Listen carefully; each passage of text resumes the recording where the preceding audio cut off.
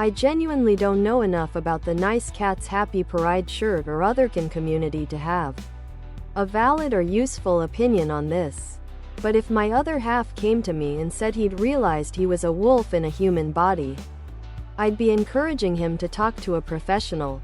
An online roleplay personality is one thing, but nice Cats Happy Purride Shirt, tank top, V-neck, ladies' tee for men and women, tank top, V-neck.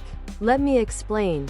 What happens when they turn on nice Cats Happy Purride Shirt because she stops caving to their social pressure and she's broke with no job? You can't be dependent on a official nice Cats Happy Purride sweatshirt, hoodie, sweatshirt. I'm thinking from a psychological standpoint. Would this be considered a sort of depersonalization? Severe anxiety and traumatic experiences are the main causes of nice Cats Happy Purride Shirt can eat cat food from a tin. No more sex. Cats don't have sex with humans. No more sleeping in a bed. No more using the toilet or shower. She can clean herself, like cats do, and shit in a cat litter. See how long she lasts in her identity until she truly gets fed up with all of it. Other product.